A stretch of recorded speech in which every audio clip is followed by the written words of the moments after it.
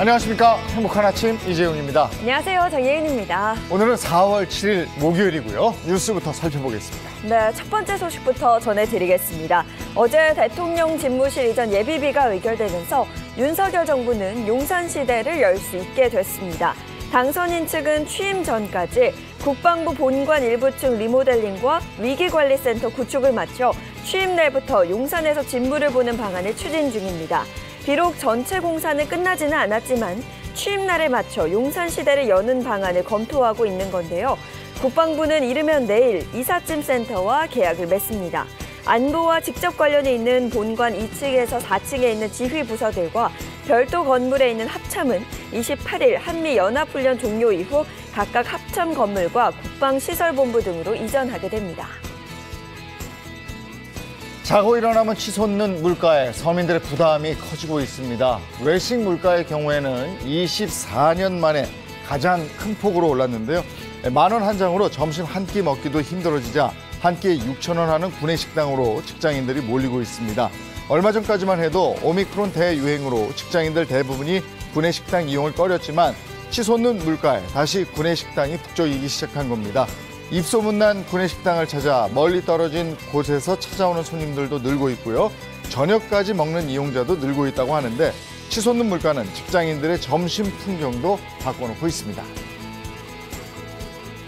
코로나19 유행으로 중단됐던 매장 내 일회용품 규제가 다시 시행되면서 곳곳에서 혼선이 빚어지고 있습니다. 컵라면과 도시락 등 완제품을 먹을 때는 일회용품 사용이 가능한 반면 냉동식품이나 조리식품의 경우 일회용품 사용이 금지되는 등 이 규제 품목에 대한 기준이 애매모호한 상황이기 때문입니다. 이처럼 상황에 따라 제각각 적용되는 규제로 자영업자들의 불만이 쏟아지고 있는데요. 좀 더 통일성 있는 대책이 필요하다는 지적이 나오고 있습니다. 코로나19 사태로 닫혔던 국제선 하늘길이 5월부터 다시 열릴 것으로 예상되고 있습니다. 국토교통부는 올해 연말까지 국제선 운항 규모를 코로나19 사태 이전의 절반 수준까지 증편한다는 계획인데요. 이에 따라서 해외 여행객을 겨냥한 상품도 쏟아지고 있습니다. 한 여행사는 가이드가 동반한 패키지 여행 중에서 확진된 고객에 대한 지원책을 내놓는가 하면 카드사들은 항공편이나 해외 여행 상품 결제에 혜택을 주는 상품들을 선보였습니다. 한편 방역당국은 여행업계가 요구하는 입국 전 PCR 검사 면제에 대해선 당분간 유지하겠다고 밝혔습니다. 네, 이어서 오늘 날씨 소식 전해드리겠습니다. 파란 하늘이 함께했던 어제와 달리 오늘 아침 출근길 전국 하늘 곳곳에는 구름이 잔뜩 끼겠습니다. 약하게 또 보슬비가 내리는 곳도 있을 것으로 보이는데요. 오늘 내리는 비의 양은 1mm 안팎 또는 빗방울 정도에 그치면서 이 건조함을 해소해주긴 어렵겠습니다. 이 비는 대부분 오전 중으로 모두 그치면서 오후에는 맑은 날씨를 회복할 것으로 보입니다. 이어서 오늘 자세한 기온 보시면요. 오늘 아침 최저 기온 2도에서 11도, 한낮 최고 기온은 12도에서 22도 선이 되겠습니다. 내리는 비의 양이 적고 또 영동을 중심으로는 바람이 강해져서 대형 화재가 발생할 가능성도 있겠습니다. 화재 사고 나지 않도록 더욱 주의해 주셔야겠습니다. 네, 4월 7일 목요일 행복한 아침 지금 시작합니다.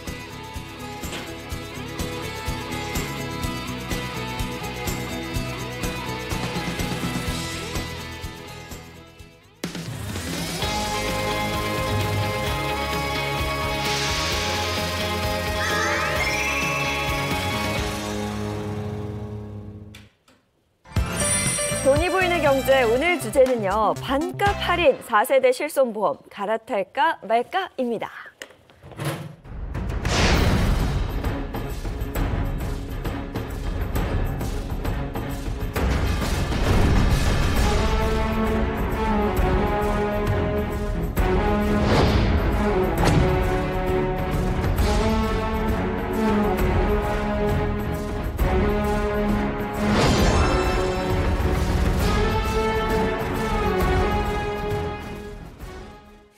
실손보험 있으십니까? 있으시다면 언제 가입을 하셨나요?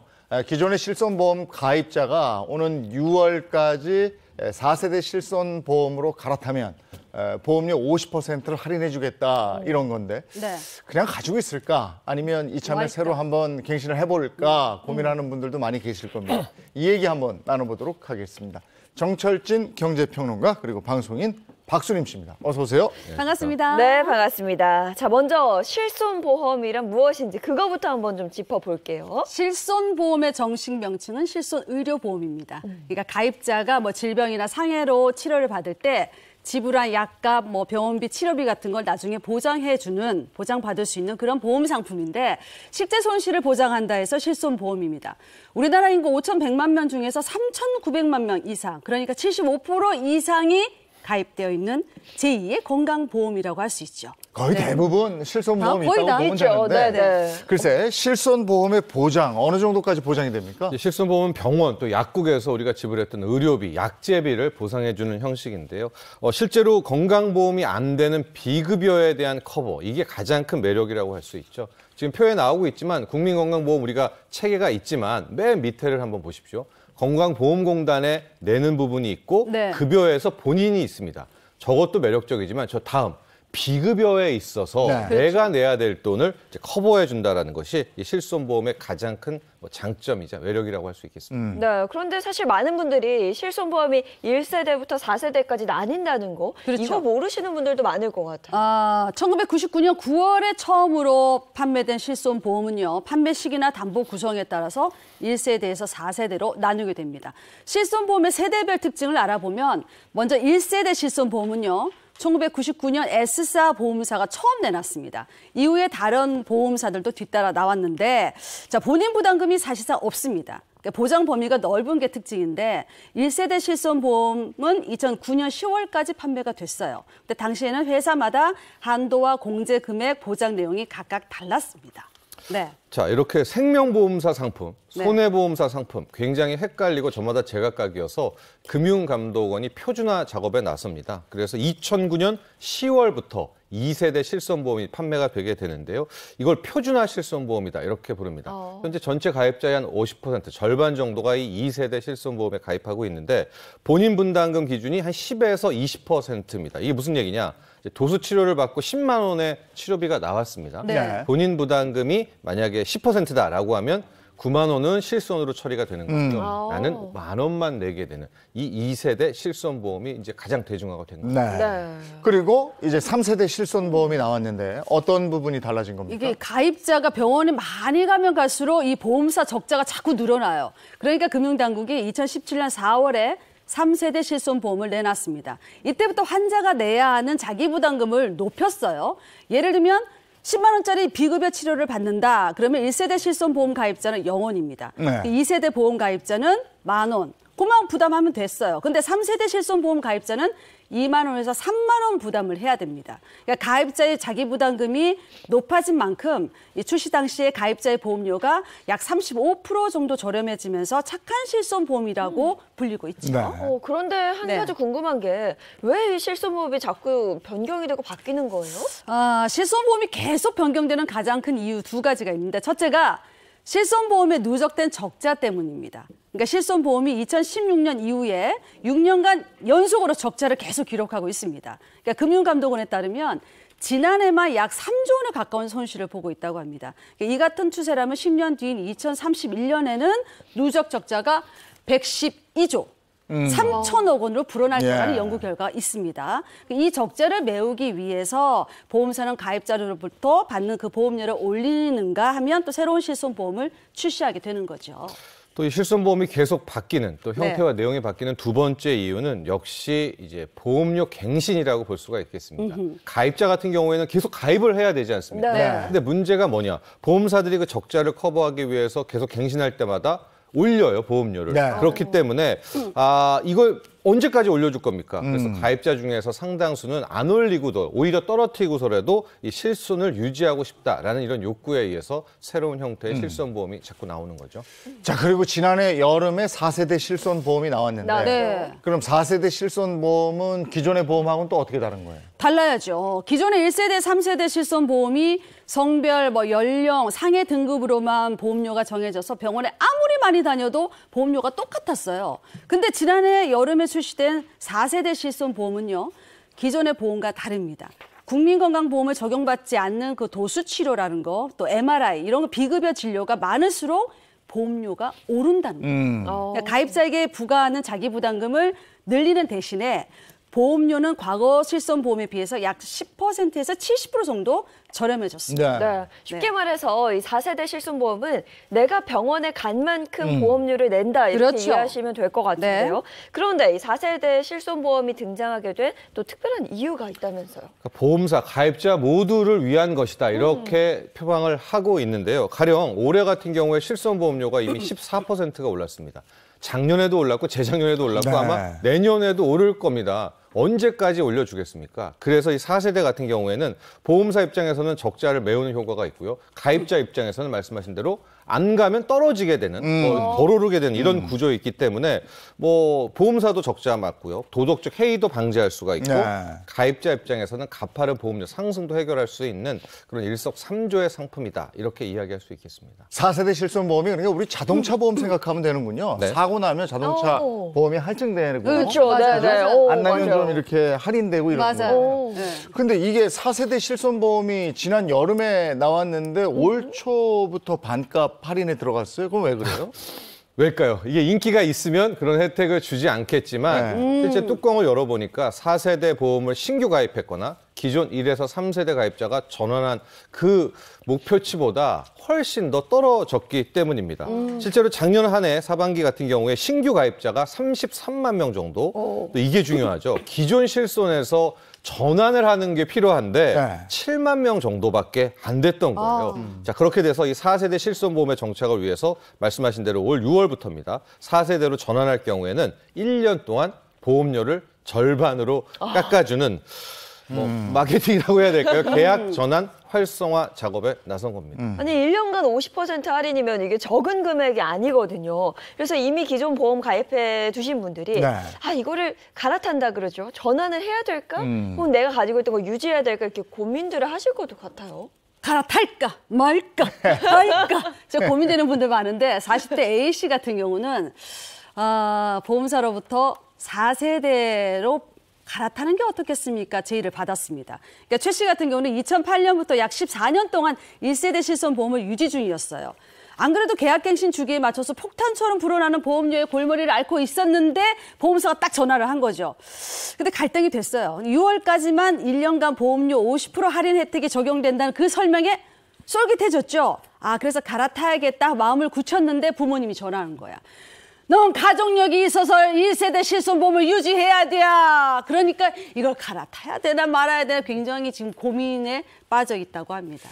자, 1년 동안 반값이란 말이에요. 그렇죠. 그래서 이걸 갈아탈까 4세대 실손보험으로. 그렇다면 이제 구체적으로 좀 알아보죠. 네. 4세대 실손보험 치료받을 때 환자가 부담하게 되는 자기부담금 이게 어떻게 되는 겁니까? 자기부담금은요, 급여나 비급여 모두 3세대보다 오릅니다. 3세대의 자기부담 비율은요, 급여 항목은 10에서 20%, 그다음 비급여는 20%.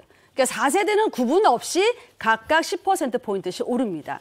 그러니까 또한 1세대의 경우에는 자기부담금이 없고요. 또 2세대하고 3세대 비슷한 수준이기 때문에 4세대로 갈아타면 자기부담금이 많아지는 셈입니다. 아니 그러면 한 달에 내는 보험료는 어떻게 달라져요? 이게 뭐 나이, 가입 시점에 따라 굉장히 다르고 네. 또 그분의 어떤 뭐 가족력, 병력에 따라 다르기는 한데요. 자, 지난해 기준으로 똑같은 이제 40대 남성 모든 조건이 동일하다고 하겠습니다. 네. 월 보험료 기준으로 보면 1세대는 약 4만 원, 2세대가 2만 5천 원, 3세대가 1만 3천 원 정도인데요.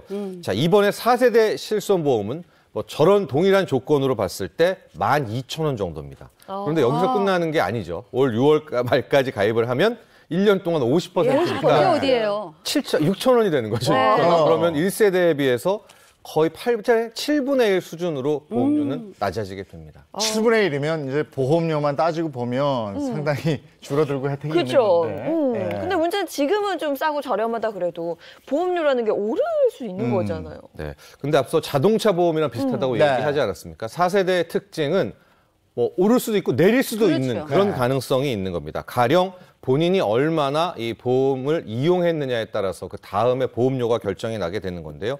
가령 무사고 경력 무사고라고 해야 될까요? 무병원 이용 경력이 네, 높아지면은 그렇죠. 점점점 보험금이 이제 떨어지게 되는 거죠. 보험료가. 그래서 1년 동안 비급여 보험금을 타지 않았다라면 5%의 비급여 특약 보험료가 할인이 되고요. 2년 동안 보험료를 안 탔다. 추가로 10% 보험료가 더 떨어집니다.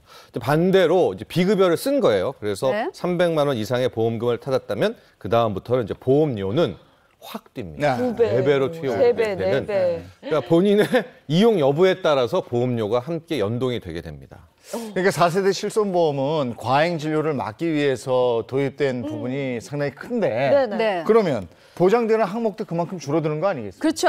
어떤 의료 서비스를 이용하느냐에 따라서 달라집니다. 4세대 실손보험의 특징이요. 도수치료, 그동안 과잉 진료 논란이 있었던 그 항목에 대해서는 확인 절차가 강화된다는 겁니다. 도수치료의 경우에는 아예 보험금을 안 주는 것은 아니에요. 근데 3세대 실손보험과 마찬가지로 한 해 최대 50회까지만 받을 수 있다는 거예요. 아울러 10회를 받을 때마다 증상 완화 효과 등을 확인받아야 한다는 겁니다. 아, 그러니까 꼭 필요한 의료비에 대해서만 혜택을 주는 거네요. 그렇죠. 네. 그러니까 같은 건강보험의 급여 항목 같은 경우에는 이제 본인 분담금이라든가 비급여에서도 4대 중증 질환, 암, 심장 질환, 뇌혈관 질환, 또 희귀 난치는 이용을 했다 하더라도 이거는 무사고 표현이 자꾸만 그런데 안 이용한 걸로 써서 할증이 없는 그런 겁니다. 그러니까 꼭 필요한 의료비를 썼던 분들에 대해서는 보험료 인상이 없다 이렇게 생각하시면 되겠고요. 특히 4세대부터는 이 불임 관련 질환은 가입일부터 2년 후, 그다음에 선천성 뇌질환은 태아일 때 가입한 경우에만 보장받을 수 있다. 이런 좀 몇 가지 사안이 있으니까 꼼꼼하게 챙기시기 바랍니다. 네, 4세대 보험의 주요 내용들을 좀 살펴봤는데요. 워낙 장단점이 확실하다 보니까 갈아타야 되냐 말아야 되나 이 고민하실 것 같아요. 그래서 저희가 구체적으로 준비를 해왔습니다. 좋아요. 네. 갈아타느냐 마느냐 당신의 선택은 비타민 주사 자주 맞는 A씨 어떤 사연이 있을까요? 자, 회사원 안 뜯습니까? 뜯는 거 아니에요? 아직 안 뜯- 아, 예. 회사원 A씨는요, 일주일에 한두 번 비타민 주사를 맞았어요. 한 번 네. 맞을 때마다 10만 원 훌쩍 넘는 비용을 지불했습니다. 부담이 될 수 있잖아요. 네. 부담 없이 맞을 수 있었던 이유가 실손보험 덕분인 거죠. A씨의 말에 의하면요, 의사가 써준 그 소견서 있죠. 그리고 진료비 상세 영수증을 보험사 앱에 지출해요. 그러면 병원비를 100% 환급받을 수 있어요. 네. 그러니까 부담이 없는 거죠. 어허. 아, 자, 알겠어요, 그래서 그러면. 비타민 주사를 자주 맞는 A씨 4세대 실손보험으로 갈아타면 유리할까요? 유리하지 않을까요? 네, 아닙니다. 아닙니다. 네. 자, 4세대 실손 같은 경우에 비타민 주사는 그 약사법령에 그 약제별 허가 사항이 이렇게 쭉 있어요. 맞아요. 그러니까 거기에 해당되는 분은 저 비타민 주사를 맞았을 때 이제 급여 처리가 되게 되는 처리가 되게 되는 건데요. 문제는 피곤하다, 미용이다 이런 거는 앞서 말한 그 약사법령의 신고 사항에 비타민 주사를 맞아도 된다라는 거에 없어요. 네. 그렇죠. 피곤해서 비타민 주사를 맞으면은 그거는 여기에 4세대 실손으로 네. 커버가 안 됩니다. 네, 도수 치료 많이 받으시는 분들도 마찬가지일 것 같아요. 그렇죠. 4세대는 도수 치료를 받을 때도 의학적 필요에 따른 것임을 더 엄격하게 증명해야 되기 때문에 도수 치료를 많이 받는 분들이라면 갈아타지 않는 것이 유리합니다. 그러니까 반대로 병원도 자주 안 가. 도수 치료 한 번도 받아본 적이 없어. 이런 분들이라면 4세대는 덜 쓸수록 인상률이 낮아지니까 보험금을 타지 않으면 보험료 할인까지 해주니까 갈아타는 게 더 유리하겠죠. 네. 다음으로 백내장 수술 계획 중인 네. B씨. B씨는 어떨까요? B 씨는 세모네. 네. 이게 많은 오해 중에 하나인데요. 요즘에 이제 백내장 또 안과 질환에서 관련돼서 뭐 유행이라고 할까요? 가장 많은 치료가 다초점 렌즈 삽입입니다. 이제 막 돋보기도 끼고 다초점 네. 렌즈 안경 끼기 그러니까 이제 네. 렌즈를 삽입하는 건데요. 이거는 몇 세대 실손보험이 중요한 게 아닙니다. 무슨 얘기냐? 2016년 1월로 금융감독원이 이 결과를 낸 거거든요. 그러니까 가입 시점이 중요한 거예요. 네. 내가 어떤 실손을 갖고 있느냐보다 2016년 1월 이전에 가입했다. 그러니까 2015년, 14년에 가입했다. 이분들은 실손으로 다 커버가 돼요. 네. 그런데 2017년, 18년 이런 분들은 일단은 어떤 보험에 상관없이 커버가 안 된다라는. 네. 그래서 저 다초점 렌즈 삽입은 가입 시점 2016년 1월 이전에 가입했느냐, 이후에 가입했느냐에 따라서 보장 받냐, 못 받냐가 결정입니다. 네, 사실 이 백내장 수술이요. 네. 실손보험 적자의 주범으로 맞아요. 불리고 있잖아요. 그렇다고 그렇죠. 특히 그 백내장 수술에서 비급여 진료 항목인 그 눈 계측 검사하고 초음파 검사 등의 경우에는 포괄수가에 포함되지 않기 때문에 의료기관에서 부르는 게 값이다 이런 지적이 있었습니다. 네. 눈 계측 검사의 경우에는 서울권 평균 금액이 45만 원이에요. 근데 제주도로 가면요 평균 금액이 2만 5천 원 정도라고 합니다. 네. 그러니까 백내장 수술이 비양심적인 그 의료기관의 돈벌이 수단으로 악용되고 있다는 걸 의미할 수 있는 거죠. 네. 실제로 백내장 수술 실손보험금 추이가 2016년 779억 원. 자, 여기서 시작합니다. 이거밖에 안 됐었어요. 네. 그런데 5년 만에 지난해 무려 1조 1,500억 원이 넘었습니다. 그러니까 5년 만에 15배? 이 정도 15배. 불어난 거죠. 네. 예, 있으십니까? 있으시면 하시죠. 그렇게 해요. 이렇게 했던 것도 있고. 그렇죠, 네, 그렇죠. 이게 저는 얘기 듣기로 브로커까지 등장했다는 얘기까지 들었거든요. 그러니까 어마어마했죠. 네. 자, 이번에 피부과 자주 다니는 CC는 어떨까요? 세모네요. 세모. 건강보험에서도 이 피부 관련한 질환들을 급여냐 비급여냐로 나누고 있는데요. 이런 경우 있죠. 심각한 여드름. 이게 애매하기는 한데 그렇죠. 가벼운 여드름과 정말 심각한 여드름은 건강보험에서도 급여 항목으로 나오고 있거든요. 그렇기 때문에 4세대부터는 새로 보장을 해주는데 다만 뭐 미용이라든가 이런 부분에 있어서는 안 됩니다. 네. 성형 목적의 피부 질환은요. 네, 이 미용실 이 시술에서 실손보험이 생각보다 많이 이제 남용되고 있다 이런 얘기는 저도 그렇죠, 들었습니다. 그렇죠. 난 이렇게까지 실손보험 활용해봤다. 자, 인터넷에 올라온 사연을 제가 하나 가져왔는데 한 주부가 피부 질환 치료를 잘한다는 피부과를 간 게 아니라 정형외과를 갔습니다. 거기서 의사가 얘기하죠. 실손보험 가입했습니까? 네, 맞습니다. 그랬더니 비싼 고가의 화장품을 권했습니다. 한 개당 가격 따져보면 봐요. 10개 30만 원 지불했어요. 그럼 한 개당 가격 나오죠. 네. 비싸잖아요. 그런데 나중에 의사가 작성해준 그 소견서 서류를 딱 제출하고 보니까 낸 금액의 90% 이상을 돌려받았습니다. 이게 있을 수 있습니다. 네. 와.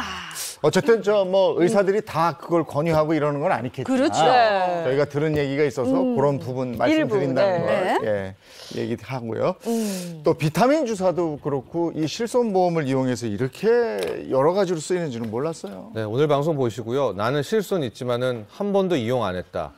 저도 최근 한 3년, 저도 그래요. 4년간 한 저도 번도 그래요. 네. 활용을 안 한 것 같은데 네. 그런 네, 분이 네. 많죠. 실제 사연이 그렇습니다. 실손보험 누가 타갔나를 봤더니 전체 가입자 중에서요. 한 10% 정도의 가입자가 절반 이상의 보험금을 다 타는. 한 10명 중에 1명, 100명 중에 10분이 거의 다 이용을 한다. 네. 이렇게 보면 아하. 되겠고요. 2018년 기준에 보면 전체 의료 이용량 10%가 전체 보험금의 56%를 가져갔고 놀라지 마십시오. 이분들의 평균 보험금은 354만 원. 그러니까 뭐 한 명이 3천만 원 보험금을 타갔다. 이것도 가능한 겁니다. 네. 평균 액수니까. 네. 반면에 하위 10%의 평균 평균 보험금은 17,000원. 네. 이분들은 이제 거의 안 하시는 네. 거죠. 네. 안 해본 사람들은 이거 어떻게 해야 돼? 그리고 귀찮기도 하고 그래서 안 하거든요. 맞아. 네. 근데 이것도 해본 분들은 또 계속 또 한다고 들었어요. 정신과 치료를 받을 예정인 D 씨는 어떨까요? 역시 세모네요. 자, 2016년 1월 이후에 가입한 실손보험부터는 정신과 치료가 보장이 됩니다. 그 이전에 가입했고 또 정신과 치료에 대한 보장도 받고 싶다 하시는 분들은 4세대로 이참에 갈아타는 게 유리할 수도 있습니다. 근데 지난 1년 동안 정신질환 치료 이력이 있다 그러면 계약을 갈아탈 때 별도 심사를 받아야 되기 때문에 보험사에 확인해보고 하시는 게 좋겠습니다. 네, 지금까지 4세대 실손보험으로 갈아타는 게 좋은지 또 아닌지 저희가 구체적으로 좀 알아봤는데요. 네. 가입자의 현재 건강 상태와 앞으로 내가 병원을 갈 가능성이 어느 정도 있어요. 이거 물론 알 수 없지만 그걸 고려하셔서 판단하시는 게 도움이 되겠습니다.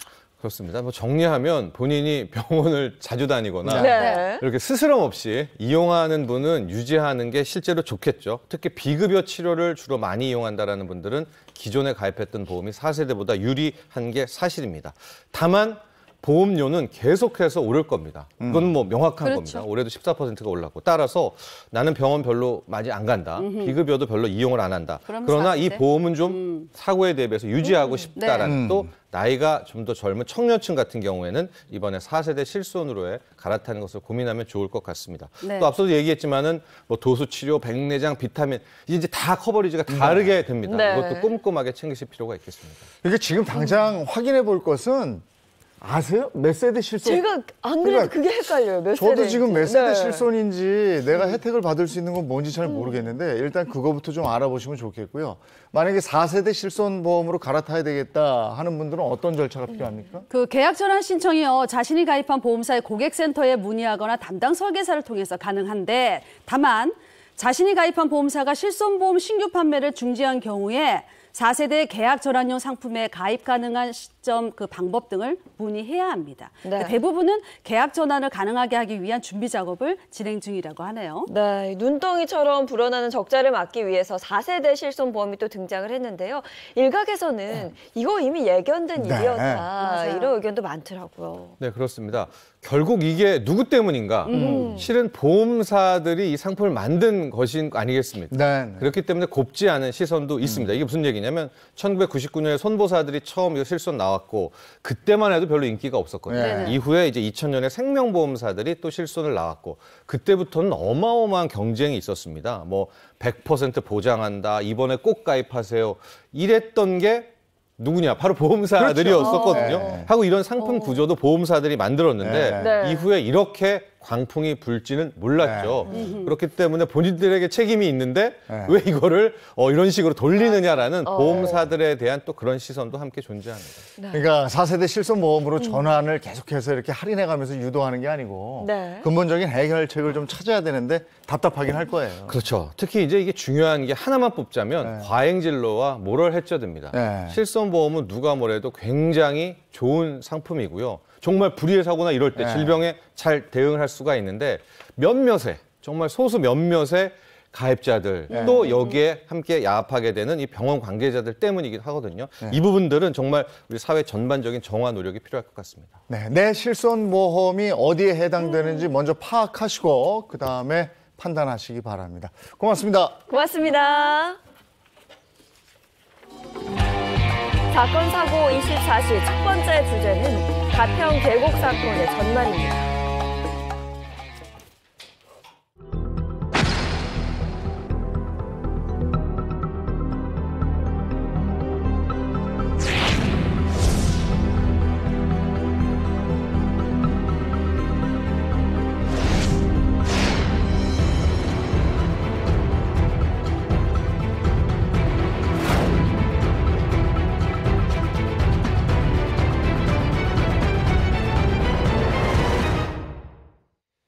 자, 정말 세상 떠들썩하게 만들고 있는 사건입니다. 가평 계곡 살인 사건, 용의자 공개 수배가 됐죠. 이 사건 얘기를 좀 나눠보도록 하겠습니다.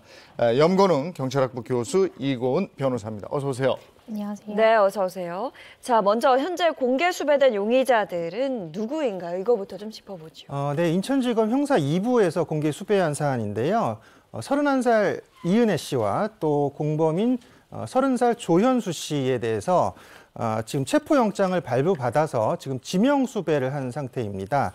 이들은 2019년 6월에 경기도 양평에 있는 가평의 용소 계곡에서 남편 윤 씨를 살해한 혐의를 받고 있고요. 이 사안은 검찰이 그 수영을 전혀 할지 모르는 이 윤 씨를 구조하지 않고서 살해한 것으로 보고 있는 그런 사안인데 이게 2021년, 그러니까 작년 12월 13일에 검찰에서 1차 조사를 받고요. 이후에 2차 소환조사 통보가 왔더니 그 이후에 이제 도주를 해서 지금 4개월째 행방이 묘연한 상황입니다. 근데 이 사건 지금 뉴스에서 많이 나오잖아요. 네네. 이 들으면 들을수록 무슨 영화 같은 사건인데 한번 이 사건에 들어가 볼까요? 어떤 내용인지? 네, 이 사건은 일단 2019년 6월 20일 아까 교수님 말씀 주신 대로 그 용소 계곡으로 한번 돌아가 봐야 될 것 같아요. 당시에 39살이었던 남성 피해자 윤 씨가 3m 깊이의 계곡에 뛰어들었다가 빠져나오지 못하고 숨지는 일이 발생을 했는데요. 부검 결과 사인은 익사였다라고 밝혀졌습니다. 시신에는 폭행을 당했거나 이런 외상은 전혀 없었고요. 게다가 당시 주변에 피해자가 스스로 다이빙하는 장면을 목격했다라고 진술하는 일행들의 진술이 있었기 때문에 최초의 경찰은 그냥 익사다, 그러니까 단순한 사고사다라고 하면서 이 사건을 내사 종결했습니다. 네, 여기까지가 사실 그동안 알려진 사실이고요. 여기서 어떤 계기로 사건이 전환점을 맞게 되는 거예요? 네, 이제 피해자가 숨지고 나서요. 그다음에 몇 달 뒤에 이 부인인 이 씨가 보험사에 거액의 보험금을 청구하게 됩니다. 이 보험금이 무려 8억이나 되는 그런 거액이었는데요. 네. 당시에 또 결혼한 이후에 한 보험을 4개 정도 가입을 했었다 그래요. 그것이 이제 남편 윤 씨의 명의로. 그래서 이 보험 지급 신청을 했더니 보험사에서 이 부분이 사기가 의심된다라고 하면서 보험 지급을 미뤘다는 거죠. 이러다 보니까 이 씨가, 그러니까 부인 이 씨가 이 부분에 대해서 한 탐사보도 프로그램에 제보를 합니다. 거꾸로 이제 제보를 하는 상황이 돼요. 그래서 대기업 보험사의 갑질이다. 결국은 이 보험금을 지급하지 않으려는 꼼수를 쓰고 있다. 이런 내용으로 제보를 하게 되는데 이후에 이제 여러 가지 지금 피해자 윤 씨의 지인들 쪽에서 많은 제보들이 들어갔고요. 그래서 이제 이 사건은 조금 더 반전의 계기를 맞게 됩니다. 반전의 계기를 맞게 된다. 그동안 알려진 사실과 어떻게 달랐습니까? 그러니까 일단 사건 당일로 좀 돌아가 볼게요. 그 당시 아내였던 그 이 씨가 원래는 자신의 지인 한 5명이랑 같이 계곡으로 놀러 가기로 한 거예요. 근데 이 사건에는 이 씨 말고도 공범인 조 씨가 있는데요. 그 지인 5명 중에는 이 공범 조 씨도 포함이 됐습니다. 근데 이들 무리에 그 피해자 윤 씨도 이제 함께 계곡에 가기로 했는데요. 날이 좀 어두워지고 하니까 이 계곡에는 일행들만 남게 됐어요. 그래서 우리도 이제 집에 가자 이제 이러고 자리를 떠나려고 하는데 대뜸 이 아내 이 씨가 우리 마지막으로 다이빙하고 가자 이런 말을 탁 꺼내는 거예요. 그래서 지인들이 무슨 다이빙이지 하고 그래 하자라고 해가지고 당시에 피해자 윤 씨를 포함한 그 남자 3명이 절벽에 올라가서 차례로 이제 다이빙을 시작을 했습니다.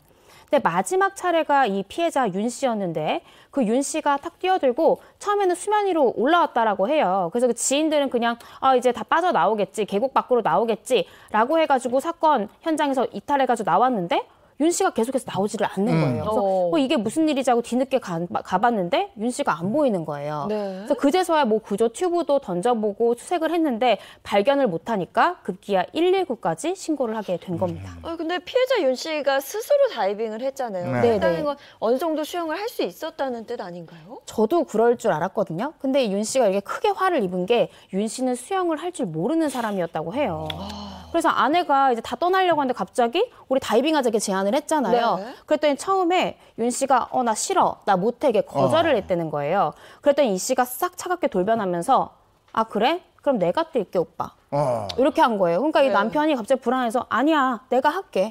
내가 할게 이러면서 사실은 자신이 원치도 않았던 다이빙을 아내의 그런 차가운 태도 때문에 억지로 윤 씨가 하게 된 거죠. 네. 그렇다면 의도적으로 이제 수영도 못하는 남편을 뛰어내리게 했고 네. 뛰어내린 다음에 수영하지 못하는 걸 알면도 불구하고 구조하지 않았다 이렇게 되는 겁니까? 네, 그 계곡에는 이제 5명의 인원이 있었는데 그 중에 이제 앞서서 남성 2명이 뛰어내리고 윤 씨가 뛰어내리는 그런 상황인데 결국은 이제 마지막에 뛰어내리고 구조되지 못한 그런 상황이었는데요. 근데 이제 그 일행들에게 이 윤 씨, 그러니까 남편 윤 씨를 소개할 때 그 부인인 이 씨가 친한 오빠라고만 소개를 했다라는 거예요. 그래서 사실은 남편인지도 알지 못했는데 나중에 사망하고 이후에 알고 봤더니 남편이다라고 해서 굉장히 깜짝 놀랐다는 얘기가 전해지고 있거든요. 네. 그리고 이 윤 씨 같은 경우는 다른 사람들은 초면이었기 때문에 이 수영을 할지 모른다라는 것을 몰랐다라고 봤을 때 부인 이 씨는 사실은 수영을 못한다라는 걸 분명히 알고 있었겠죠. 그러니까 네. 꼭 이 물에 빠졌을 때 구조해야 되는 대상이다라는 걸 분명히 알고 있었는데도 불구하고 구조하지 않았다는 점이 있습니다.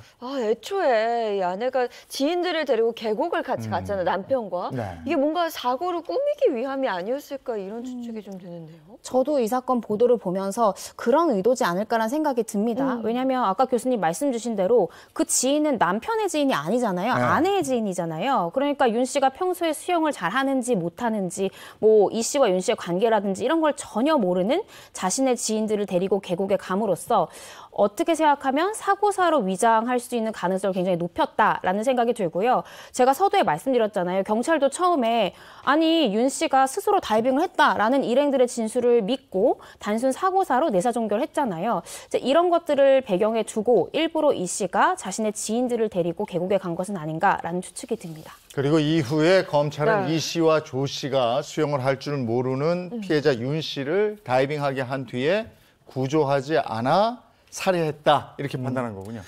네, 맞습니다. 이제 보통은 일반 살인 같은 경우는 어떤 적극적인 행위를 했을 때 살해의 그 동기가 성립이 되는 것인데 이번 사건 같은 경우는 검찰에서 부작위에 의한 살인이 성립됐다라고 보고 있거든요. 그러니까 이것은 적극적인 행위를 했다가 아니라 적극적인 행위를 하지 않았다라고 보는 것인데 물론 여기에 이제 개별적인 여러 요건들이 성립돼야 하는데 과거에 보면 세월호 사건 때 이준석 선장이 이 부작위에 의한 살인으로 구속 수감된 경우가 있거든요.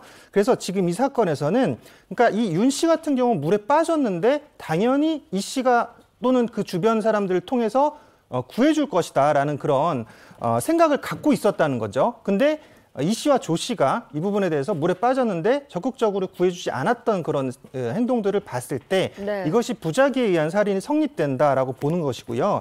왜냐하면 앞서 이제 2명이 뛰어내렸고 그다음에 마지막에 윤 씨가 뛰어내렸거든요.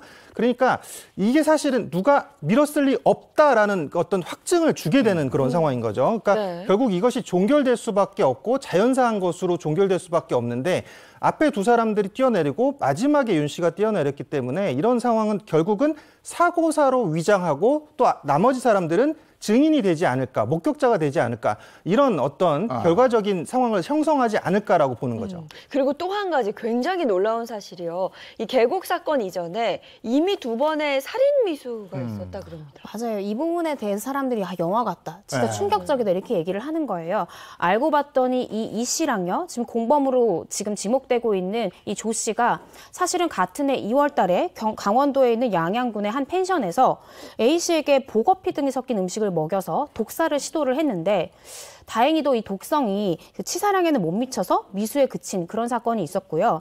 또 3개월의 시간이 흐른 후에는 경기도 용인시 한 낚시터에서 윤 씨를 물에 빠뜨려서 살해를 하려다가 잠에 깬 지인한테 발각이 돼서 미수에 그친 그런 일이 있었습니다. 자, 미수에 그친 2번의 일 그리고 계곡에서의 살인 사건. 네. 그 살해 이유는 남편을 살해한 이유는 보험금 때문이었다 이건가요? 뭐 맞다고 봐야겠죠. 지금 상황에서는 그 윤 씨와 이 씨가 이제 혼인 신고를 한 5개월 이후에 바로 보험을 가입하는데요. 보험을 무려 4개나 가입하고요. 거기에 대해서 이제 자신이 먼저 지금 부인 이 씨가 자신이 먼저 보험을 가입합니다. 그 이후에 남편도 가입을 해줘야겠다 이렇게 얘기를 하면서 지금 보험을 가입했던 그런 상황인데 그 충격적인 사실은 지금 이 사건이 결국은 2019년 6월 30일 오후 8시에 윤 씨가 사망했거든요. 근데 그 다음 날인 7월 1일에 보험이 만료되는 상황이어서 4시간의 시차가 있죠. 그러니까 4시간 이후에 보험이 만료됐던 그런 상황인데 네. 그 사건 이전에 4시간 전에 이런 충격적인 사건이 벌어졌다는 거죠. 네, 정말 충격적입니다. 계약 만료 4시간 전에 살인 사건이 발생했다.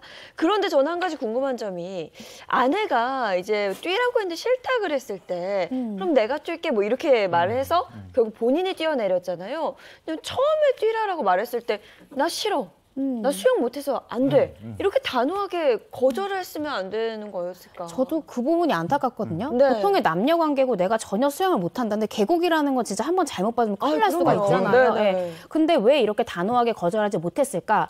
그 이 씨와 피해자 윤 씨와의 관계를 좀 살펴볼 필요가 있습니다. 이 두 사람이 8년이라는 꽤나 긴 시간 동안 연애를 했다라고 해요.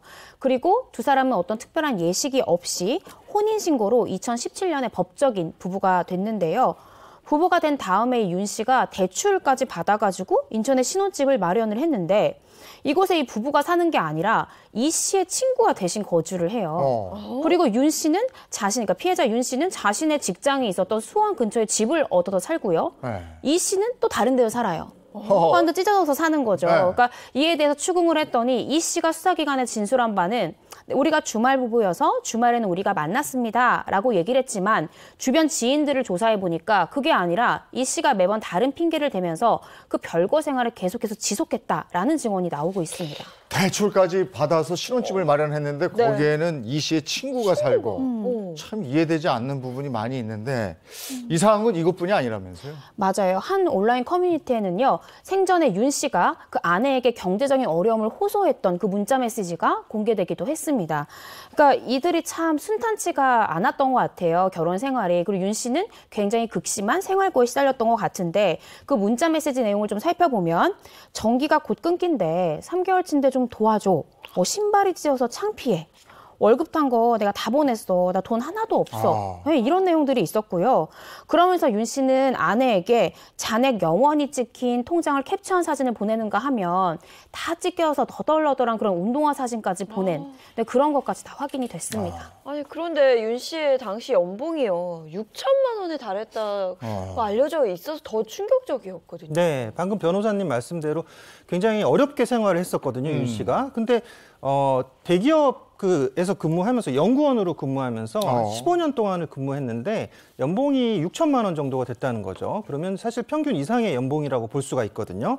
그런데도 불구하고 개인 회생까지 신청했던 그런 상태였고요. 또 신혼집을 마련했음에도 계속 이제 여러 가지 이유로 부인 이 씨가 별거를 지속하는 그런 여러 가지 핑계를 댔었고요. 이 윤 씨 같은 경우는 반지하를 전전하면서 결국 경제권을 부인 이 씨에게 모두 종속당한 그런 상태였는데요. 여기에 대해서 이제 그 윤 씨 누나가 청와대에 그 청원을 듭니다. 그래서 15년간 직장 생활을 열심히 했는데도 불구하고 통장 잔고가 하나도 남지 않은 동생 앞으로 결국 빚만 남겨졌다. 이렇게 해서 울분을 토로하는 그런 청원을 냈습니다. 네. 이런 정황으로 봤을 때 윤 씨와 아내 이 씨의 관계 그리고 이들의 심리 상태 이걸 어떻게 봐야 되는 겁니까? 사실 이 범행 자체가 굉장히 이해되지 않는 부분이 굉장히 많죠. 왜 남편 윤 씨는 저런 행동을 할 것인가? 왜 저렇게 행동했을까라는 거에서 굉장히 의문점들이 많으실 텐데요. 그러니까 남편이 어떤 의존적인 태도를 보일 수밖에 없던 그런 상황들. 그러니까 심리적으로 이 씨가 지배를 했고 또 남편 윤 씨는 종속을 당했다. 이렇게 보시면 될 것 같아요. 그러니까 결국은 그 남편 윤 씨에 대해서 어떤 정서적인 학대를 계속 지속해서 이 윤 씨 같은 경우는 자신의 판단력이 매우 후려졌을 겁니다. 그러니까 자존감이 굉장히 낮아졌고요. 네. 그러다 보니까 자신의 판단이 옳지 않다. 특히 이제 부인 이 씨의 말이 모두 옳다라고 믿게 만드는 그런 어떤 종속적인 그런 지배가 이루어졌다라고 봐야 되는데요. 네.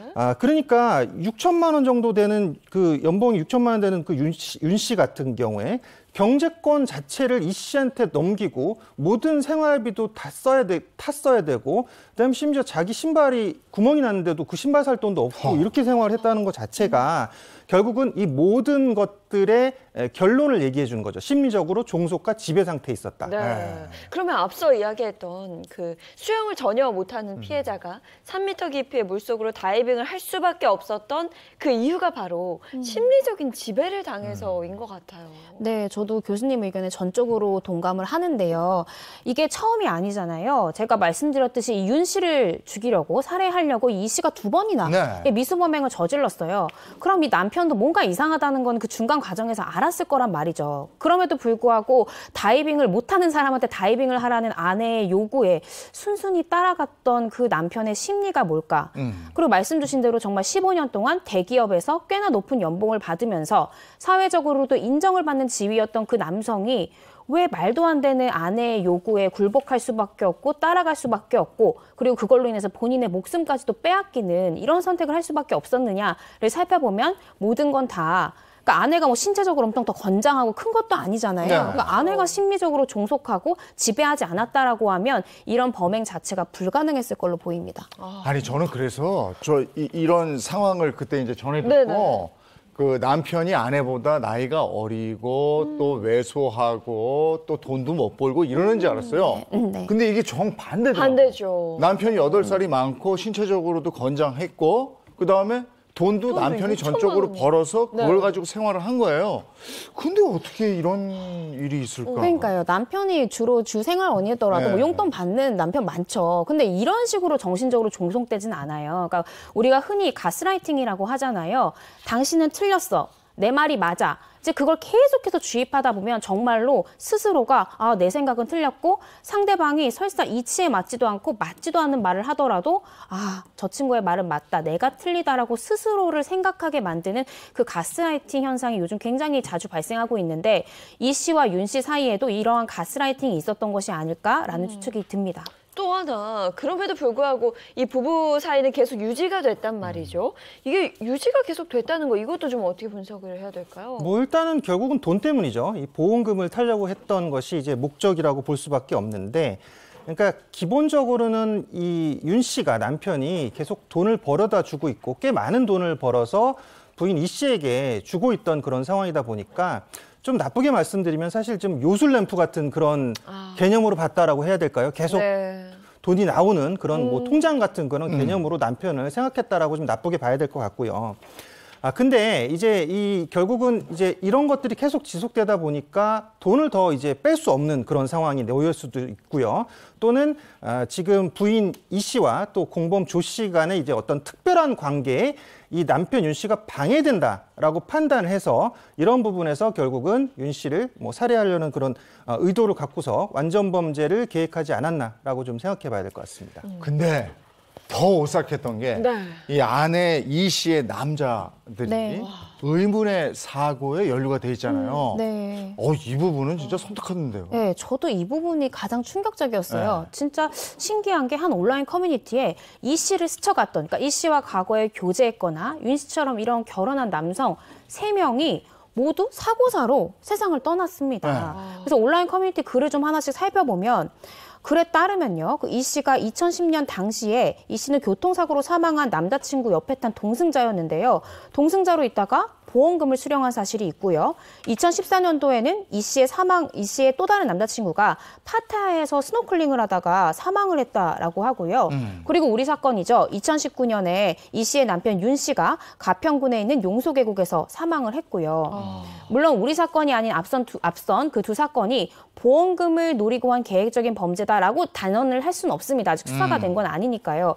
그렇지만 여러 가지 의심이 되는 것도 사실이고 앞선 그러한 예를 통해서 이 씨가 혹시나 이렇게 하면 쉽게 보험금을 탈 수 있네? 라는 생각을 가진 건 아닐까라는 생각이 듭니다. 네. 그래서 경찰이 지금 이게 문제가 되다 보니까 앞선 그 두 사건에 대해서도 한 번 더 재수사를 하겠다라는 결정을 내렸습니다. 네, 정말 소름 돋는 내용인데요. 그런 가운데 아내 이 씨가 20년 전에 한 예능 프로그램에 출연했던 게 또 드러나면서 많은 분들이 깜짝 놀랐습니다. 네. 이 사건이 너무 이제 충격적이잖아요. 네. 근데 이제 그 부인 이 씨 같은 경우에 과거에 TV에 출연했던 경력이 있더라고요. 그러니까 이 프로그램이 뭐였냐면 경제적으로 어려운 사람들을 대상으로 집을 리모델링 해주었던 그런 프로그램인데 이게 2002년 당시에 이 씨는 여기에 이제 출연을 하게 됩니다. 당시에 초등학교 6학년 학생이었는데 장애를 가진 부모님과 함께 출연을 해요. 그래서 지금 집이 이제 고쳐지고 또 이런 모습들을 보면서 지금 이 씨가 거기서 한 인터뷰를 합니다. 저도 나중에 커서 받은 만큼 어려운 사람들에게 베풀고 싶다라고 얘기를 했다라고 해서 좀 더 충격을 주고 있죠. 아이고, 그랬던 소녀가 어떻게 살인 용의자로 공개 지명수배를 받는 이런 상황까지 갔을까요? 그러니까요. 그리고 이 사건이 정말 놀라운 게 이 씨 스스로 본인이 한 탐사 프로그램에 제보를 하면서 이게 시작이 또 된 거잖아요. 맞아요. 어떻게 생각하면 스스로 자기가 발단이 된 거지. 이 사건을 재수사할 수 있는. 당시에 이 탐사 프로그램의 제작진이 어떤 사망보험금 수령 관련해서 법적인 분쟁을 겪고 있는 분의 사연을 제보를 받고 있었다라는 거예요. 근데 여기에 이 씨가 앞서 언급했듯이 대형 보험사의 불법 만행이 지속되고 있다라는 내용을 제보를 했는데요. 여기서 그치지 않고 이 씨는 2020년 3월 한 온라인 커뮤니티에 지금 화면에서 보시는 것 같이 도와주세요. 보험사가 사망보험금 지급을 악의적으로 미룹니다. 라는 제목의 글을 게시를 하는데요. 내용을 보시면 이 작성자가 배우자 사망보험금과 관련된 고민글을 올렸는데 그 내용이 뭐 다이빙이랄지 계곡이랄지 우리 사건과 너무 유사하잖아요. 네. 아마도 이 씨가 올린 것이다 라고 추정이 되고요. 만약에 이 씨가 탐사 프로그램에 제보를 하지 않았더라면 그리고 이러한 온라인 커뮤니티에 스스로 고민글을 올리지 않았더라면 제가 말씀드렸듯이 이 사건이 수면 위로 올라오지는 않게 됐을 겁니다. 야, 살인을 해놓고 이 보험사가 보험금을 지급하지 않는다고 도와달라고. 네. 야, 이렇게 글을 올린다니 이게 참, 그죠? 이게 참 뻔뻔한 거죠. 아. 그런데 다행히도 지금은 재수사가 이루어지고 있고 또 사건의 전말이 드러났는데요. 그런데 한 가지 그 과정에서 좀 아쉬운 점이 있다고 그럽니다. 네, 맞아요. 최초에는 사실은 사고사인 줄 알고 그냥 단순히 내사 종결을 가평경찰서에서 했는데 거기까지는 납득이 되는데요. 이게 2019년 10월에 유족의 지인이 경기도에 서울에 있는 일산 서부경찰서에다 제보를 하면서 재수사가 시작이 됩니다. 그리고 나서는 2020년 10월 한 시사 프로그램에서 이 사건에 대해서 재조명을 하고요. 그리고 나서 이 씨와 조 씨는 2020년 12월 살인과 보험사기 특별법 방지, 미수죄로 해서 고양지청으로 불구속 상태에서 송치가 돼요. 여기서 바로 수사가 이루어졌으면 좋았을 텐데 이 고양지청에서 피의자 주거지간은 아니다라고 하면서 인천지검으로 이송을 시키는 거예요. 그래서 1년이 지난 작년 12월에 인천지검에서 이들에 대해서 처음 소환해서 조사를 했는데 1차 조사를 마치고 이제 2차 조사 날을 잡고 이들을 돌려보냈는데 조사를 하루 앞두고 행적이 묘연해진 거죠. 그러면 이제 수사가 제대로 진행된 건 아니네요. 네, 맞습니다. 이제 이 수사가 수사기관 3곳을 돌아다니면서 계속 이첩됐던 사건이었기 때문에 이제 초동 수사가 제대로 이루어지지 않았다는 점에서 참 안타까운 부분이 있고요. 결국 지금 이 씨와 조 씨 같은 경우는 도주 행각을 지금 4개월째 이어가고 있거든요. 그렇다 보면 결국은 여기 도주 행각에서 가장 중요한 건 사실 돈입니다. 돈이 있어야지 도주를 할 수 있기 때문에 이런 부분에 대해서 어떤 그 지인 관계들, 그러니까 누군가가 도와주는 조력자가 있을 것이다라고 판단해야 될 것 같고요. 또 자신들이 알고 있는 어떤 지역적 특성, 지리적인 자신들이 편한 지역들 이런 곳에 도주해 있을 가능성, 숨어 있을 가능성이 굉장히 높습니다. 그래서 네. 오늘 그 우리 프로그램에서 방송했던 그 사진을 자세히 보시고 네. 또 만약에 이 사람들을 발견했다라고 하면 꼭 112에 신고해 주시기 바랍니다. 네, 가평 계곡 사건에 대해서 얘기를 나눠봤습니다. 다음 주제로 가죠. 사건 사고 24시 두 번째 주제는 사라진 1월의 신부입니다.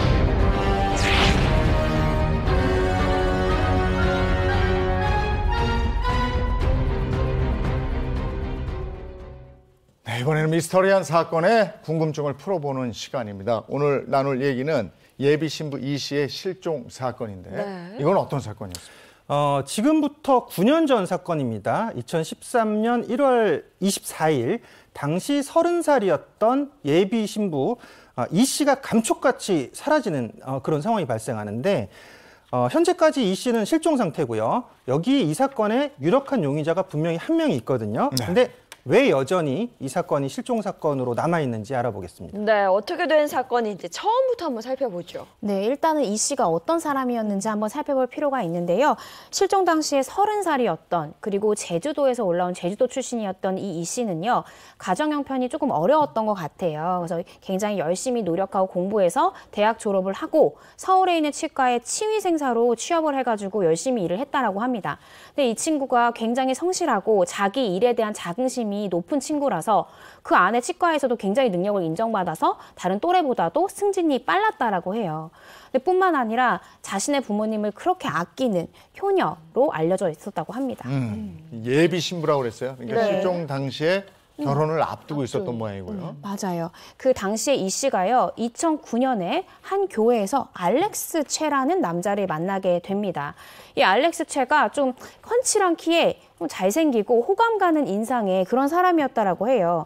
네, 알렉스 최가 이 씨와의 첫 만남에서 자기를 소개할 때 나는 서울 명문대를 졸업하고 증권회사에 다니고 있다. 그리고 미국의 MBA를 가기 위해서 준비하고 있다라고 소개를 했다고 하고요. 우리 부모님은 미국 뉴욕 맨하튼에서 굉장한 재력을 가진 상류층 집안이다. 이렇게 자신의 재력이나 배경에 대해서 굉장히 과시하면서 소개를 했다라고 합니다. 그래서 두 사람은 4년 정도를 사귀었고 이렇게 교제 기간이 길어지다 보니까 네. 자연스럽게 결혼 이야기가 나왔다라고 합니다. 그리고 이제 결혼식을 올리기로 한 거죠, 그러면? 네, 맞습니다. 2013년 1월에 그 알렉스 최는 이제 결혼식을 올리자라고 합니다. 그래서 미국으로 건너가서 결혼해서 살자 이렇게 얘기를 하는데 이 씨가 이제 바로 확답을 못 주는 상황이었죠. 왜냐하면 현재 여기 직업이 있고 자기 생활이 있기 때문에 확답을 못 했더니 이 알렉스 최가 이렇게 얘기를 합니다. 우리가 이제 부모님의 반대가 너무 심하기 때문에 빨리 결혼을 해야 된다. 안 그러면 우리 결혼 포기해야 돼. 이렇게 얘기를 하는 거죠. 그러다 보니까 결국 이 씨는 이 모든 것들을 포기하고 미국으로 가서 결혼을 하기로 합니다. 네. 그 다음에 이제 유럽으로 신혼여행을 가기로 했거든요. 이제 거기까지 이제 알 수가 있습니다. 효녀이고 자신의 직업에 상당한 자부심을 가지고 있었고 그러니까 네. 모든 걸 포기하고 그 남자를 따라가야 되는 입장인데 그러면 큰 결심을 한 거죠. 그렇죠. 그러니까 이 씨 입장에서는 진짜 직업이고 커리어고 다 버리고 네. 이 남자만을 선택해야 되는 상황인데, 근데 이 씨가 이 사랑하는 알렉스 최를 포기할 수가 없어서 그래 같이 미국에서 결혼하고 살자 이렇게 결심을 합니다. 그래서 최초에는 2013년 1월 24일 오전 9시에 미국행 비행기에 탑승을 할 그런 계획이었어요. 그래서 출국하기 전에 자신이 다니던 치과도 이제 그만두고 자기가 사용하던 뭐 휴대폰도 해지하고 뭐 집에 전세보증금도 빼놓고 가구도 다 처분하고 이렇게 진짜로 이민 갈 그런 준비를 다 했던 거죠. 그리고 가족과 지인들한테 이런 말 했다라고 해요. 나 미국 가서 결혼 준비하고 신혼여행까지 갔다 오려면은 한 달 정도 연락이 안 될 거예요. 라는 말 했다는 거죠. 이게 저희가 나중에 살펴보겠지만 이 사건을 미제로 빠뜨렸던 중요한 말이 됩니다. 너무 안타까운데요. 네. 근데 사람들은 당시에 이런 사정도 모르고, 그러니까 미래를 알 수 없으니까요. 와, 미국의 상류층으로 시집 가는구나. 현대판 신데렐라 아니야? 네. 굉장히 부러워했다라고 합니다. 네, 그런데 이 남부러울 것 없던 이 씨에게 무슨 일이 생긴 거예요? 이 씨는 이제 결혼을 한다라고 했고요. 그래서 지인들에게 이제 작별 인사까지 다 했고 출국 전날에 어머니 가게에 가서 인사까지 다 했습니다. 그리고 그날 밤 11시 30분경에 그 알렉스 최 예비 남편이 알렉스 최의 휴대전화를 빌려서 자신의 여동생에게 전화를 합니다. 근데 이후에 이제 지금 신부는 연락이 끊겨버린 상황이 됩니다. 근데 연락이 끊겼지만 네, 네. 앞서서 이고은 변호사도 얘기했지만 한 달 동안 내가 연락이 안 될 거야 이렇게 얘기를 하니까 그리고 없어졌으니까 주변에서는 네. 그 연락이 안 되나 보다 이러고 있었을 거 아니에요. 네. 맞아요. 그러니까 가족들도 그렇게 생각한 거예요. 이 친구가 미국에 간다고 얘기한 시점부터 연락이 네. 안 됐잖아요. 여동생 통화를 마지막으로 해서 아유 잘 있겠지 이렇게 생각을 했는데 가족 입장에서 얼마나 궁금해요. 미국 가서 결혼했다는데 우리 딸이 결혼식은 잘 했는지, 그 뭐 상류층이라는 그 시부모님은 좋은 분인지 잘 만났는지, 뭐 신혼여행 잘 갔다 왔는지.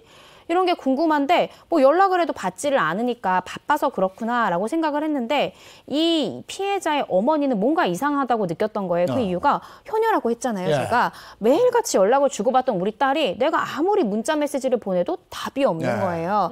그래서 처음에는 조금 기다리다가 이게 한 달이 지나고 두 달이 지나고 해도 답변이 없으니까 이건 아니다. 그래가지고 실종 69일째 되던 날 경찰에 가족들이 실종 신고를 접수합니다. 네, 저 문자 메시지 내용이 지금 화면에 나오고 있는데 얼마나 애가 타셨겠어요. 그렇죠? 처음에는 궁금했다가 나중에는 이제 연락 좀 해 이런 이모티콘까지 보냈는데 맞아요. 근데 이제 실종 신고를 했다 그랬잖아요. 네. 그때부터 정말 놀라운 사실들이 하나둘 드러나기 시작했다면서요. 맞아요. 이제 이 씨의 행적이 묘연해졌잖아요. 그러니까 실종 신고를 하니 경찰은 일단 그럼 이 씨가 어디 있는지를 당연히 살펴봐야 돼서 미국에 갔다고 하니까 진짜 출국했는지 출입국 관리 기록을 딱 떼봤는데 너무 충격적인 게 출국한 기록이 전혀 없는 거예요. 그러니까 비행기를 타지 않았어요. 그러니까 가족들은 미국에 간다고 철석같이 믿고 미국에서 행방불명이 됐나 이러고 있었는데 아예 해외를 가지 않았다는 사실이 밝혀집니다. 출국도 안 했고 연락도 또 끊겼으면 얼마나 지금 가족들은 애가 타겠습니까? 그렇죠. 근데 출국한 기록이 없다면 계속 우리나라에 머물러 있었다 이렇게 해석할 수 있는 거 아니에요? 맞아요. 그래서 경찰은 이상하잖아요. 예비 신부 결혼하러 가겠다고 했던 사람이 전혀 출국하지 않으니까 뭔가 범죄와 연루가 되어 있을 가능성이 크다라고 해서 이 씨의 생활 반응, 그러니까 뭐 통신 기록이랄지 아니면 이 사람의 교통 카드 뭐 사용 내역이랄지 이런 여러 가지의 생활 반응을 살펴봤는데 전혀 국내에서 거주하고 있다는 흔적이 발견이 안 되는 거예요. 그래서 뭔가 이상하다, 사망한 건 아닌가 여러 가지 추측들이 난무했는데 근데 한 가지가 좀 이상했습니다. 이 씨 명의의 신용카드는 계속해서 사용이 되는 거예요. 통신 기록도 없고 아무것도 없는데 그리고 이상한 게 주로 사용된 시간대가 심야 시간이고요. 심야에 택시를 타거나 모텔에 가거나 나이트클럽이나 뭐 이렇게 주점 같은 유흥업소에서 수회 사용된 그런 내역이 확인이 됩니다. 그럼 이걸 대체 누가 사용하고 있었다는 거예요? 알렉스 최입니다. 아하. 네, 이게 이 씨가 살던 동네 편의점에서 사용한 기록도 나왔는데 네. 이제 경찰이 그러니까 이제 탐문을 해봤죠. 왜냐하면 실종된 상태에서 이 카드가 사용됐다니까 좀 너무 이상하잖아요. 그런데 네. 결국 이 카드를 사용했던 것은 결혼을 약속했던 알렉스 최였습니다. 네, 예비 신부 이 씨는 실종이 됐는데 예비 신랑이었던 알렉스 최는 같이 떠나지 않았어요. 마찬가지로 국내에 머물러 있었고 심지어 예비 신부의 신용카드로 결제를 네. 하고 있었다는 거죠. 맞아요. 네, 게다가 그 알렉스 최가요. 아까 제가 얘기했잖아요. 이 씨가 떠나기 전에 전세보증금도 처분해서 가지고 있었다라고 네네. 했잖아요. 그 전세보증금 700만 원도 이 알렉스 최가 유흥비로 탕진을 해버린 게 확인이 된 거예요. 그래서 가족들이 따져 물었죠. 알렉스 최한테. 아니 어떻게 된 거냐라고 했더니 어머님 그게 아니라 저희가 출국 전날 심하게 다퉜습니다. 그래서 다툰 다음에 이 친구가 집을 나가서 연락이 안 돼요. 잠적했어요. 이런 식으로 얘기를 하는 거예요.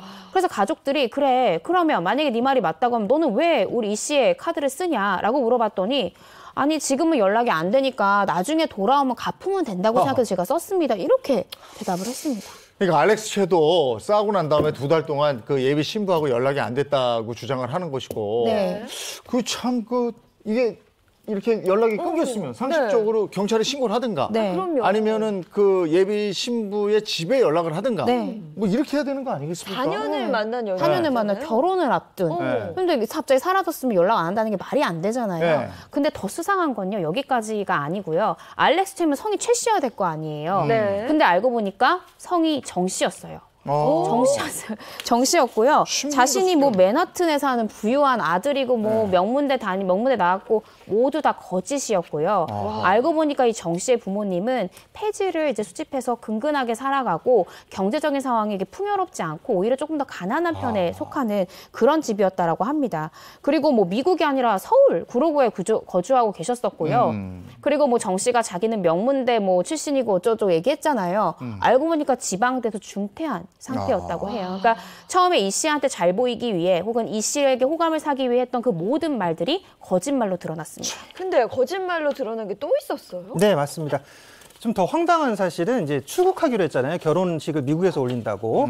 근데 여기에 대해서 이제 해명한 것이 이 씨와 싸워서 출국을 못했다라고 알렉스 최가 얘기를 했는데 실제로는 항공권을 예약조차 안 했다는 거죠. 아예 나갈 의도가 없었다라고 봐야겠죠, 그러면. 그렇죠. 네, 그래서 이 지난 그 4년 동안 교제했던 4년 동안 그 이 씨와 또 가족들, 그 주변 사람들이 모두 깜짝같이 속였다고 볼 수 있어요. 네. 그럼 여기서 이제 중요한 게 실종된 이 씨의 행방을 찾는 게 무엇보다도 급선무겠는데요. 그렇죠. 맞아요. 그러니까 정 씨의 입에 달린 거잖아요. 그건 사실은 정 씨의 주장은 이거예요. 내가 출국하기 전날 나의 이런 솔직한 상황을 다 털어놨다. 그랬더니 이 씨가 갑자기 화를 내면서 커플링을 탁 집어 던지고 나가버렸다라는 게 이 정 씨의 주장인 거예요. 그리고 또 이 정 씨를 경찰에 조사하면서 정 씨가 뭐라고 얘기했냐면 사실 처음부터 미국 관련 생각 없었습니다. 미국 가자라고 하면은 이 여자가 나랑 헤어질 줄 알았는데 자꾸 고집을 부리고 따라가겠다라고 하니까 이 일이 커지고 꼬여버린 겁니다. 이런 식으로 진술을 하는 거예요. 네. 그러니까 이런 거죠. 내가 미국에 가자라고 얘기한 것도 이 씨로 하여금 나와의 관계를 단념시키기 위한 하나의 꼼수였다. 뭐 이런 주장인데 이거 모두 다 사실은 정 씨의 주장인 거죠. 네, 근데 정 씨의 말이 사실이라면 그러면 이 씨가 뛰쳐나간 그 이후로는 한 번도 연락이 안 됐다는 거네요. 네, 그러니까 믿기 힘든 거죠. 사실 경찰도 이제 정 씨를 조사하면서 정 씨의 태도가 이상하다라고 본 부분이 여러 가지가 있었거든요. 그래서 이 지금 그 예비 신부인 이 씨가 실종된 상태에 대해서 전혀 걱정을 하지 않았다는 거예요. 근데 4년간 교제했다 그러고 이제 곧 결혼을 할 사람인데 실종된 사람에 대해서 무관심하고 결국은 찾지 않고 관심이 없다. 이런 것은 사실 너무 의심해 볼 만한 여지가 많은 거죠. 그렇죠. 네. 그리고 그거 외에도 정 씨를 의심해 볼 만한 여러 가지 정황들이 있다면서요. 네, 정 씨의 행적이 좀 수상스러운 데가 더 있었습니다. 정 씨가 제가 말씀드렸잖아요. 당시에 출국하기 전날 이 씨가 그 정 씨 휴대전화 빌려가지고 여동생한테 전화를 했잖아요. 그 시각이 오후 11시 30분이었습니다. 그럼 정 씨의 말이 맞다라고 하면 나랑 싸워서 화가 나서 나갔다라는 건데 그 제 발로 나간 시간도 밤 11시 반 이후가 되겠죠. 네. 근데 그 사건이 발생한 날, 그러니까 그렇게 나갔다라고 주장하는 날 새벽에 갑자기 정 씨가 온라인으로 자신의 휴대전화 번호를 바꿔버린 거예요. 둘이 싸웠다고 하니 일단은 뭐 정말 헤어질 생각으로 휴대전화 번호를 바꿀 수는 있다는 생각이 들어요. 그런데 문제는 하필 그때 더군다나 그 새벽에 번호를 바꾼다? 이거는 좀 잘 모르겠어요. 그러니까 여기도 정 씨의 변명은 있어요. 네. 정 씨가 뭐라고 얘기하냐면 내가 솔직하게 정체를 드러냈잖아요. 이 씨한테. 그러니까 이 씨가 자기 가족들한테 가거나 하면은 이 씨나 이 씨 가족이 자기한테 따지듯이 전화할 거 아니냐. 내가 그게 너무 두려워서 전화번호를 바꿔버린 거다라고 이제 변명을 해요. 근데 이상한 게 이렇게 전화번호를 바꾼 날이요. 이 정 씨가 렌트카 업체에서 차를 이틀 동안 빌려요. 네. 그리고 그 차를 운행한 기록을 봤더니 총 43km를 운행한 흔적이 나왔습니다. 네. 그래서 정 씨한테 그 렌트카 가지고 어딜 갔냐 이렇게 물어봤더니 우리 집에서 쇼핑몰 갔습니다. 이렇게 대답을 했는데 정 씨가 말하는 쇼핑몰까지 왕복 거리를 계산하더라도 23km밖에 안 돼요. 다른 데를 갔다는 거예요. 네, 그러니까 의문의 20km가 남죠. 그래서 네. 여기에 대해서 경찰이 아무리 추궁해도 정 씨가 기억이 안 난다 라면서 진술을 회피하고 그날 당일에 렌터카를 타고 어디를 어떻게 갔는지에 대한 진술은 전혀 하지 않았다라고 합니다.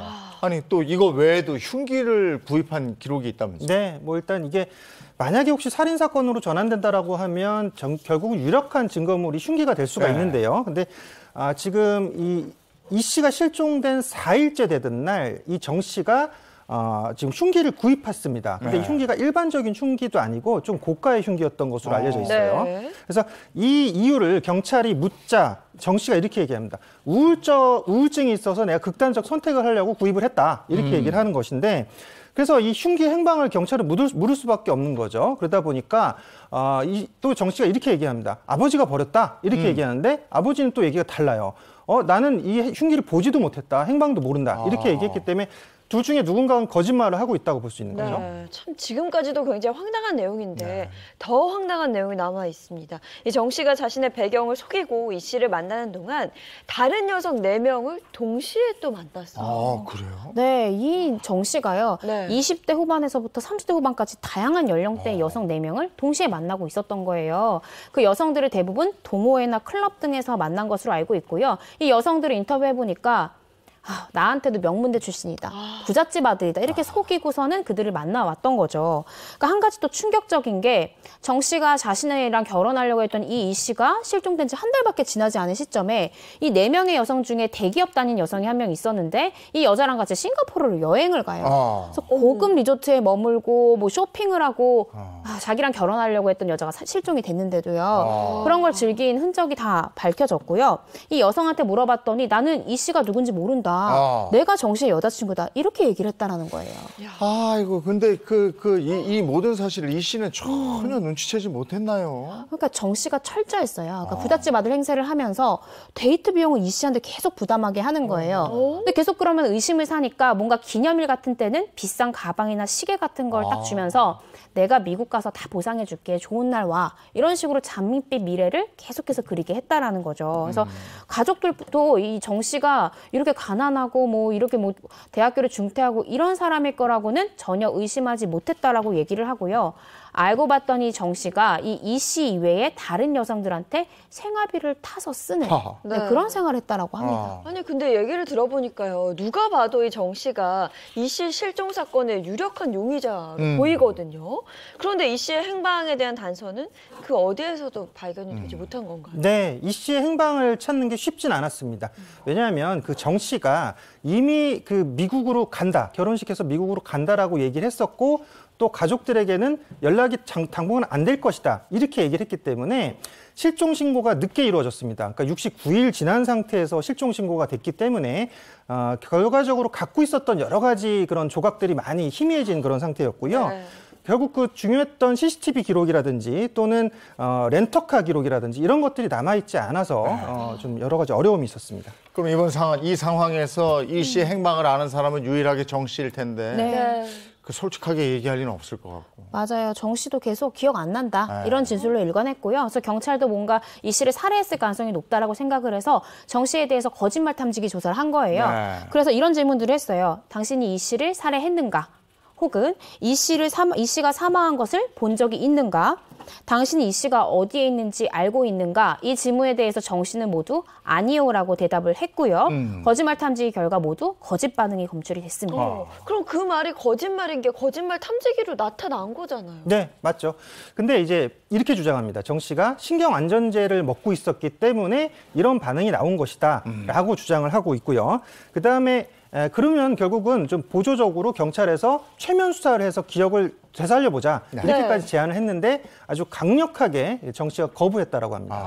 결국은 신고가 늦어지는 바람에 모든 단서가 사라져버린 이런 정황이네요. 맞아요. 그래서 앞서 이 씨가 나 한 달 동안 연락 안 될 거야. 이제 그러다 보니까 이 안타깝게 해결의 실마리를 놓쳤는데 아마도 정 씨가 이 씨한테 미국 가서 결혼할 거라고 말하고 당분간 연락 안 될 거라고 너 얘기해 라고 했던 것은 아닌가. 일부러 정 씨가 이 씨에게 시킨 것은 아닌가라는 생각이 듭니다. 야, 이거 참 들으면 들을수록 정말 답답하고, 안타깝고 안타깝네요. 이런 건데, 야, 이거 좀 해결됐으면 좋겠는데. 네. 어쨌든 지금 요거 사건 사고 24시 여기까지 해야 되겠네요. 네. 자, 오늘 고맙습니다. 고맙습니다. 여러분 차를 타고 다니면 느끼는 네. 게 있어요. 아, 저게 개나리 나무구나. 네. 뭐 그냥 가지였잖아요. 네네. 근데 아주 예쁜 꽃이 피었어요. 이제 뭐 꽃이 많이 피고 네. 있고요. 뭐 곳곳에는 벚꽃 피는 곳도 있다고 그럽니다. 봄이 왔는데요. 오늘은 아주 약하게나마 봄비 예보 나와 있어서 외출하실 때는 작은 우산 하나 챙기시는 것도 도움이 될 것 같습니다. 좋은 하루 보내시고요. 저희는 내일 아침 7시 30분에 돌아올게요. 행복한 아침, 행복한 하루 되십시오. 고맙습니다. 고맙습니다.